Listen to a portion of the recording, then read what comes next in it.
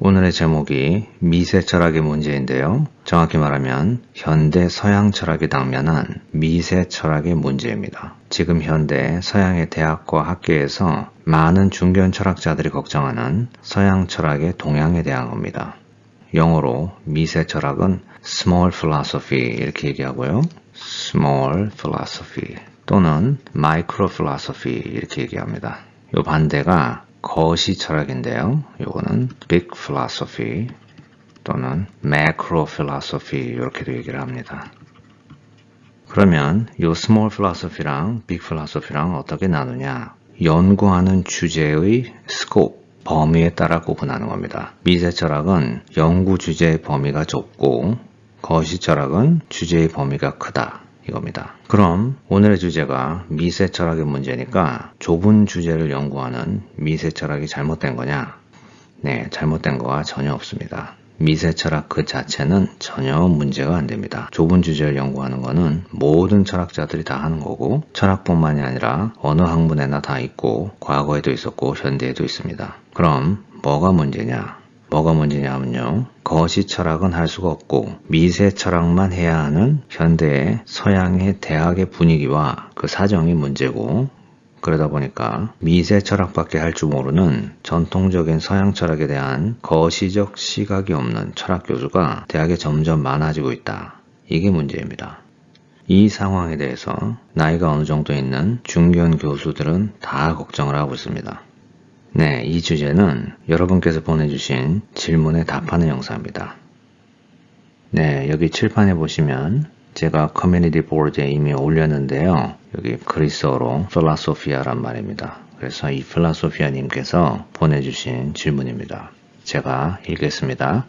존재의 이성적인 판단을 양자역학인 방법을 통해서 답을 구하려는 요즘 시대에 대한 교수님의 견해를 알고 싶습니다. 철학자이셨던 제 아버지의 가르침에 기반을 한 제 생각인데요. 생각이 위, 아래, 좌우로 흘러가게 되면 학문은 위, 아래, 좌우로 흘러가야 되고 그러면 인간은 위, 아래, 좌우로 흘러가게 된다. 그러기에 내 존재의 이성적인 판단도 위, 아래, 좌우를 살펴야 정확히 알 수 있다고 생각을 합니다. 최근 매체들을 통해서 유튜브나 TV나 모바일을 통해서 양자역학을 물리적인 관점으로 설명하고 있는데요. 사실 맞습니다. 시작은 원소, 원자에서 시작이 되었다고 어렸을 때부터 배웠으니까요. 제 주위에서도 양자역학에 대한 아이디어를 물리적인 관점에 대해서 생각하고 그에 따라 미시적인 접근을 하고 있는 것이 아닌지요. 저는 양자역학에 대한 고찰을 거시적, 미시적, 통합적인 방법을 통해 형이상학적으로 접근을 해야 한다고 생각이 됩니다. 이에 대한 교수님의 의견을 듣고 싶습니다. 예, 다 읽고 나니까 미세철학, 거시철학 이런 말이 없죠. 그리고 양자역학도 여기 나오는데 이분의 이 질문이 제가 지금 앞에서 설명드린 그 질문과 다른 것 같죠. 네, 근데 이 질문이 그 질문입니다. 왜 그런지를 제가 설명을 드리겠습니다.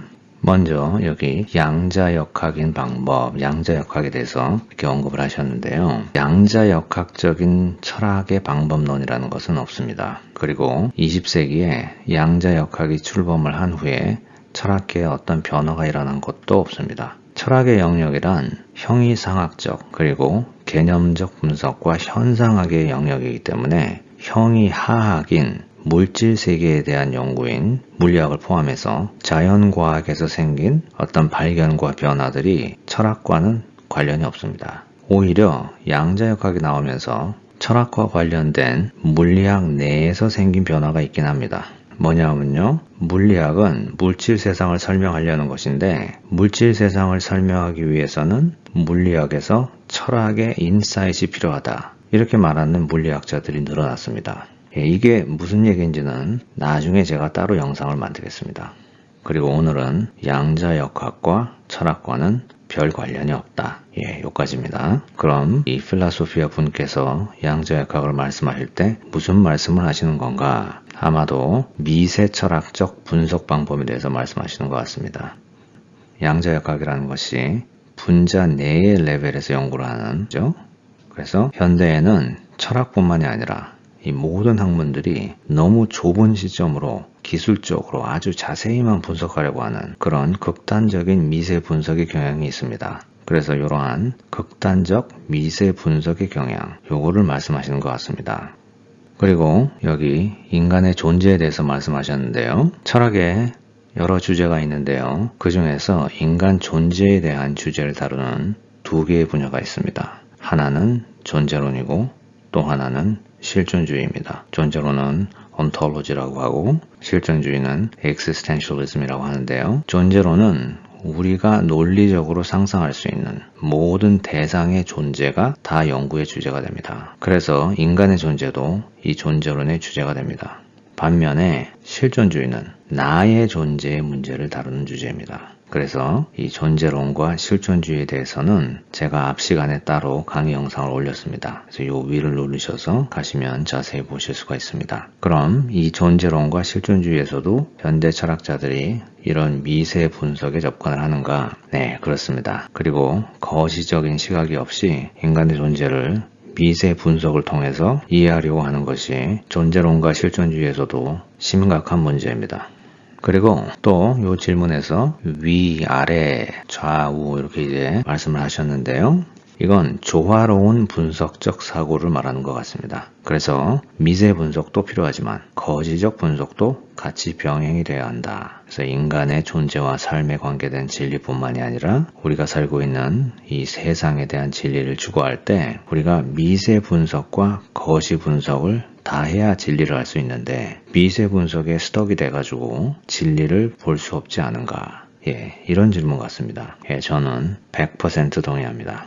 그리고 이건 저와 이 필라소피아뿐만 그렇게 생각하는 게 아니고요. 현재 서양에 있는 대부분의 중견 철학 교수들은 다 이렇게 생각하고 있습니다.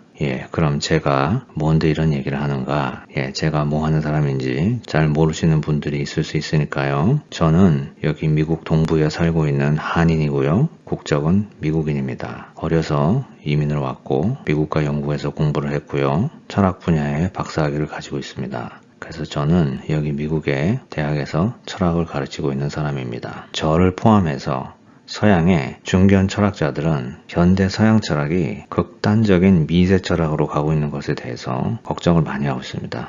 그리고 이러한 풍토에 익숙해져서 이 미세 철학밖에 할 줄 모르는 젊은 철학자들, 특히 박사학위 막 마치신 분들, 이분들에 대해서 참 우려가 큽니다. 그래서 오늘은 여기에 대해서 제가 자세히 설명을 한번 하는 시간을 가지도록 하겠습니다. 그러니까 현대 서양 철학의 동향을 진단하는 그런 시간이 되겠습니다. 그럼 먼저 철학의 대표적인 주제 분야가 있죠. 제가 계속 반복을 하는데요. 형이상학, 인식론, 윤리학, 논리학, 그 다음에 실존주의 이렇게 제가 포함을 하겠습니다. 이건 새로운 분야인데 그래서 이 5개가 우리가 흔히 얘기하는 철학의 주요 주제 분야라고 합니다. 그리고 이 주제 분야에서 여러 가지 세부 주제 분야가 나눠집니다. 그래서 여기 형이상학의 존재론이 들어갑니다. 철학으로 박사 공부를 하면 당연히 이 주제 분야에서 세부 주제 분야에서 또 세부 주제로 이렇게 나갑니다. 그러니까 굉장히 작은 주제를 잡아서 논문을 쓰게 됩니다. 그러니까 당연히 미세 철학을 할 수밖에 없죠. 그래서 모든 현대 철학자들은 미세 철학으로 자신의 커리어를 시작을 하게 됩니다. 그런데 대학에서 티칭을 시작을 하게 되면 모든 신임 교수들은 비전공자를 대상으로 하는 철학 입문을 가르치게 됩니다. 이 젊은 교수님들이 자신이 학부 시절에 공부를 제대로 했으면 티칭이 좀 쉽고 아니면 아주 힘들어집니다. 자신이 박사학위 때 공부한 거랑 학부 학생한테 기초 철학을 잘 가르치는 것과는 거의 상관이 없습니다. 그래서 이렇게 티칭을 하면서 전공 학생들 지도도 하고 또 철학 교수들은 사회기관이나 단체에 강연을 하는 기회들이 생깁니다. 물론 전공에 따라 다르긴 합니다. 논리학이 전공인 교수님은 이럴 일 거의 없겠죠. 하지만 윤리학 전공자는 이런 기회가 많아집니다. 그러다 보니까 자신이 박사학위 때 좁게 공부한 데서 벗어나서 더 폭넓게 공부를 해야 되고 자신이 학부 때 공부한 노트도 찾아보고 또 거기에 덧붙여서 자신의 의견을 발전시키고 이렇게 됩니다. 그래서 보통 우리가 생각하는 철학자가 되어갑니다. 소크라테스, 플라톤, 아리스토텔레스부터 흉, 칸트, 헤이글, 포스트 모더니즘 등등의 주요 철학 사상과 그 철학적 주장을 다 알고 그리고 그에 대해서 자신의 전문 분야와 연결해서 의견을 말할 수가 있습니다. 이게 우리가 보통 생각하는 정상적인 철학 교수, 학술 철학자입니다. 제가 여기다 쓰겠습니다. 정상적인 학술 철학자. 그런데 지금은 상황이 많이 바뀌었습니다. 제가 지금 말씀드린 이 보통 철학 교수, 정상적인 철학 교수가 점점 없어지고 있습니다. 이게 무슨 소리냐면요. 한 20세기 중반부터 시작되었다고 할 수 있겠는데요. 2차 대전 후부터 가속화가 됐다고 볼 수 있습니다. 과학기술이 발달이 되면서 사회 각 분야에 전문화가 이루어졌죠. 대학에서도 이러한 전문화가 이루어졌습니다. 그리고 철학도 그렇게 되게 됐습니다. 그래서 미국에서는 서부의 명문 대학들, 스탠포드라든지 UCLA, UC 버클리 이런 대학들에서 학부 철학과에 전통적인 커리큘럼을 다 없애버리고 세부 분야를 처음부터 정해서 학부생들이 그것만 공부할 수 있도록 했습니다. 그러니까 어떤 학부생이 과학 철학 전공을 하고 싶다. 그러면 이런 거는 원래 대학원에서만 할 수 있는 건데 전통적인 철학, 그러니까 고대, 중세, 근세 공부 이걸 충분히 하지 않고 곧바로 20세기 철학부터 공부를 할 수 있도록 교과 과정을 바꿨습니다. 이렇게 하니까 이 학부 학생들이 박사 과정을 가서 철학 교수가 된 사람이 있죠? 그러면 이 사람들은 전통적인 서양 철학의 기본 지식이 없고 자기 전공 분야만 가르칠 수 있는 이런 사람이 나오게 됐습니다. 그럼 실제로 대학에서 이런 분들이 자신의 전공 철학 분야만 가르치냐? 그렇지가 않죠. 그럴 가능성이 거의 없죠. 왜냐하면 거의 모든 대학에서 철학을 수강하는 사람은 절대 다수가 비전공자입니다. 교양으로 듣는 경우가 대부분이고 어떤 대학은 교양 필수니까 무조건 철학개론을 모든 1학년 학생들이 들어야 됩니다. 그렇기 때문에 모든 철학 교수는 자신의 전공과 상관없이 철학개론, 논리학개론 이런 것을 무조건 다 가르쳐야 됩니다. 그런데 교수님이 본인이 학부생일 때 전반적인 철학에 대해서 교육을 받지 않았기 때문에 이게 쉽지가 않죠. 그래서 강의의 질이 높지가 않죠. 그렇게 되면. 왜냐하면 교수님이 전반적인 서양 철학에 대해서 모르니까. 그런데 학생들은 교수님이 잘 모르는 걸 모르죠. 교수님 자신이 제대로 정리가 안 돼가지고 애매모호하고 횡설수설하는 말을 하는데 학생들은 철학이 아주 어려운 거라고 그렇게 생각을 합니다. 이런 현상들이 대학에서 생겼다는 겁니다. 지금은 서부의 몇 명문대학이 아니라 이런 식의 전문화된 교육과정을 거의 많은 대학들이 도입을 했고 미국의 중부 동부도 그렇고 지금 유럽도 그렇게 돼가고 있는 추세입니다. 거기다가 철학과에 또 새로운 변화가 생겼습니다. 이 철학과 내에서 다른 학과랑 조인트를 해서 학위를 받을 수 있도록 하이브리드 전공들이 생겨났습니다. 예를 들어서 Philosophy and Politics라든지 Philosophy and Literature, Philosophy and Gender Studies 이런 다학율적 주제 분야를 철학 내에 학부 전공으로 생겨나게 됐습니다. 그러니까 학부생들이 철학을 반 정도 하고 나머지 전공 반 하고 이렇게 졸업을 하게 됩니다. 그러니까 학부 철학을 반밖에 안 한 거죠. 그런데 이런 학생들이 철학 박사 과정에 진학을 또 합니다.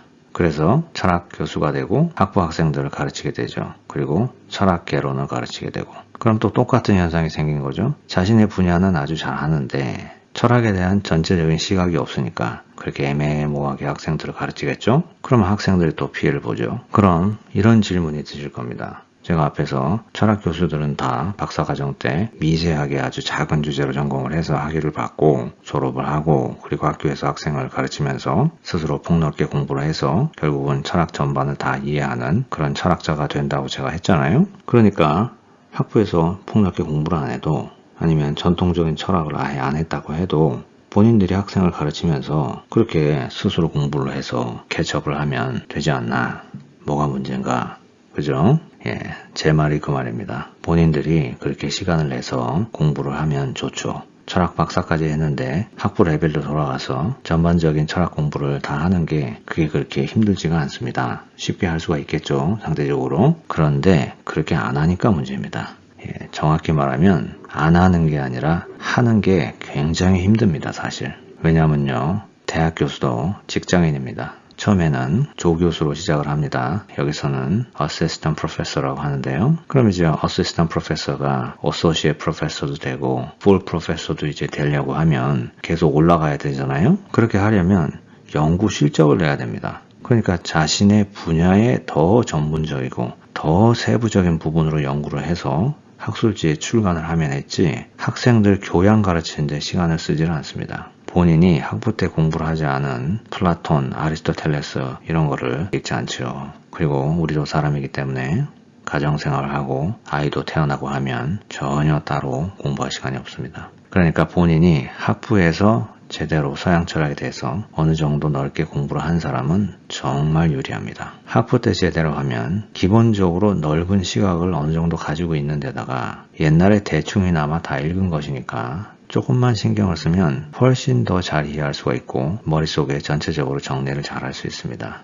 그리고 본인 전공은 전공대로 연구도 하고 출판도 하고요. 그런데 이런 사람들은 점점 은퇴를 하고 있고요. 중견 교수들 중에서도 점점 없어져 가고 있습니다. 이게 서양의 대학에서 철학과가 전문화를 지향하다 보니까 나온 미세 철학의 문제입니다.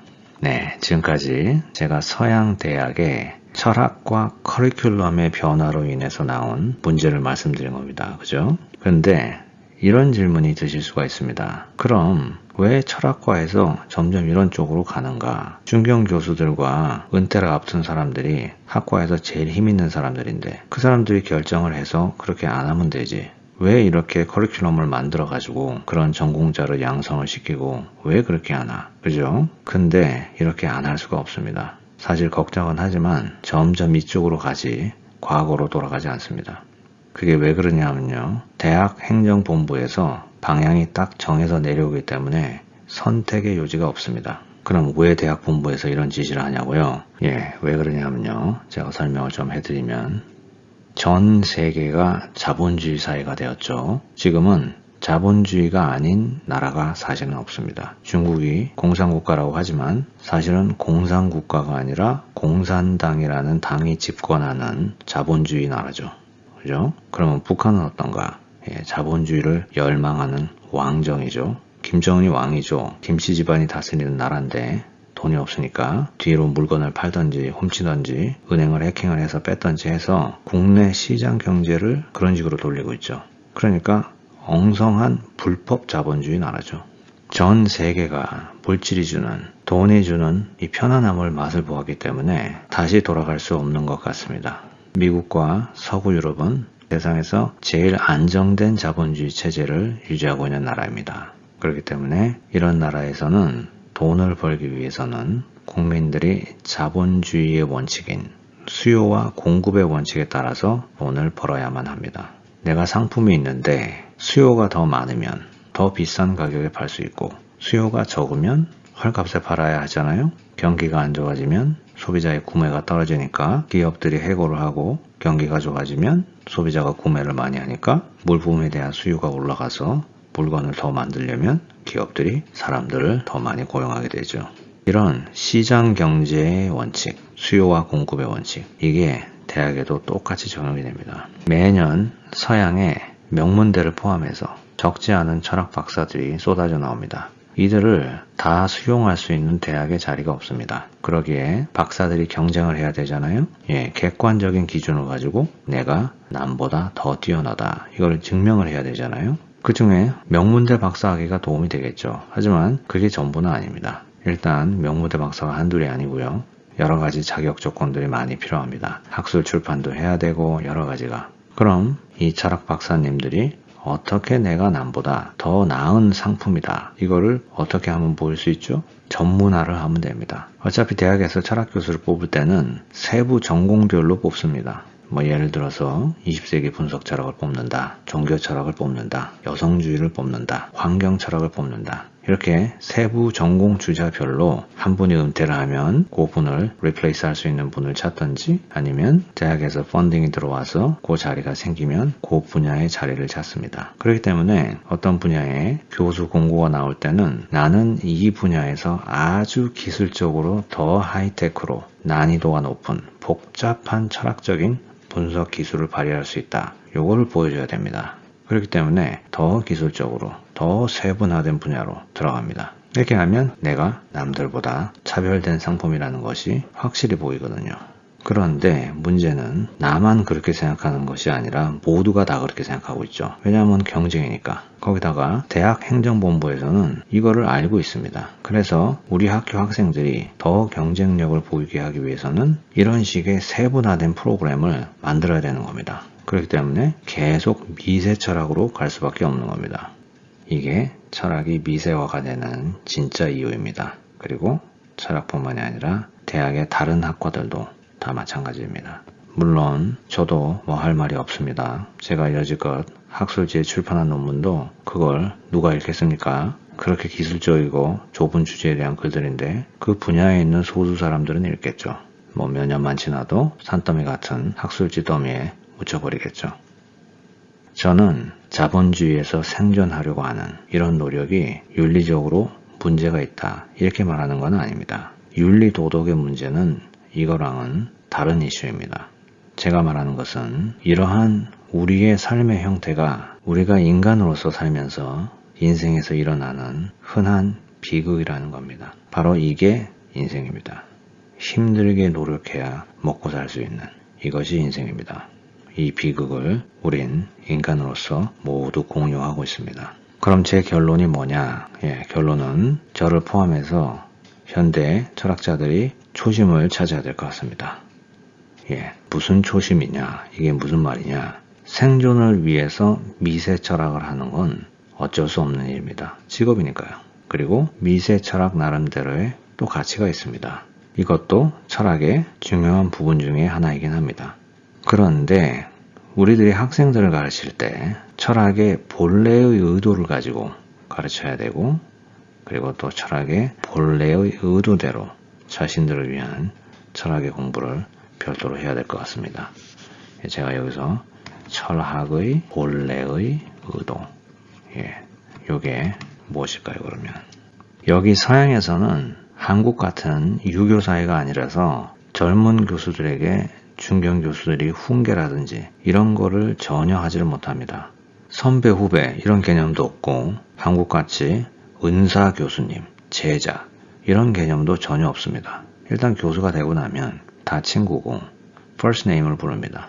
그렇기 때문에 나이가 어느 정도 있는 교수들이 이렇게 미세 철학에 안주해 있는 교수들을 보면서 어떤 얘기를 할 수 있냐? 전혀 할 수가 없습니다.